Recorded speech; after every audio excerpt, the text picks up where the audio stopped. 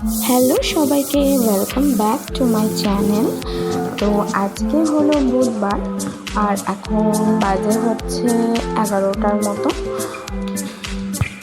আজকে আমি একটা রেসিপি শেয়ার করব বলে ভিডিওটা বানাচ্ছি। সেটা হলো পটল, আলু আর চিংড়ি দিয়ে তরকারি।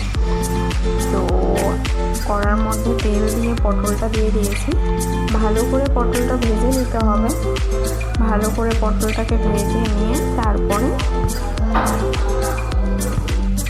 দিয়ে দিলাম আলু, হলুদ আর একটু নুন দিয়ে দিলাম, তাহলে আলুটা তাড়াতাড়ি সেদ্ধও হয়ে যাবে আর ভালোভাবে ভাজাও হবে। তো আলুটাকে চাপা দিয়ে ভালো করে ভেজে নিলাম। এরপরে আলুটা তুলে নেব। ওই একই তেলে কিন্তু রান্না হচ্ছে, যে তেলে আমি পটলটা ভেজেছি সেই তেলের মধ্যে আলুটাও ভাজলাম। এবার দিয়ে দিলাম চিংড়ি মাছটা, সেটাকেও আমি ভালোভাবে ভেজে নিলাম। চিংড়ি মাছ বেশিক্ষণ ভাজার দরকার পড়ে না, হালকা নাড়লেই হয়ে যায়।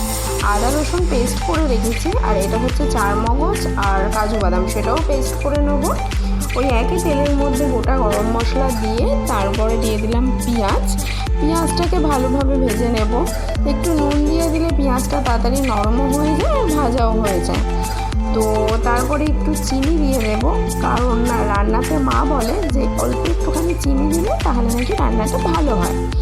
আদা রসুন পেস্টটা দিয়ে দিলাম, দিয়ে ভালো করে নেড়ে নেব। এরপর টমেটো কুচি দিয়ে দেবো, সেটাও ভালো করে নেড়ে নেব।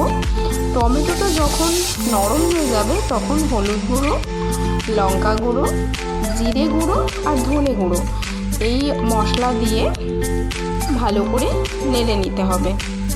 ভালো করে নেড়ে নেওয়া হয়ে গেলে ভেজে রাখা পটল আর আলুটা এর মধ্যে দিয়ে দেব, দিয়ে সেটাকেও ভালো করে একটু কষিয়ে নিতে হবে। আর যে এখানে পেস্টটা করে রেখেছিলাম চারমগজ আর কাজু বাদাম দিয়ে, তো সেইটাও দিয়ে দিলাম। তারপরে পরিমাণ মতন জল দিয়ে দিতে হবে। খুব বেশি জল দেওয়ার প্রয়োজন নেই, কারণ এই রান্নাটা একটু মাখামাখাই হয়, ঝোল হয় না। তো ওই চাপা দিয়ে দিতে হবে যাতে সেদ্ধ হয়ে যায়।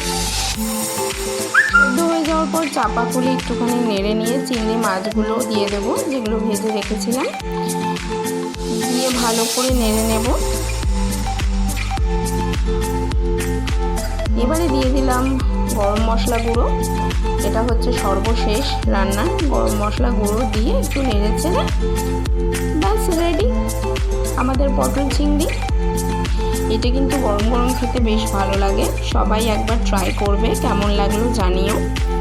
তো ব্লগটা এখানেই শেষ করছি। Thank you.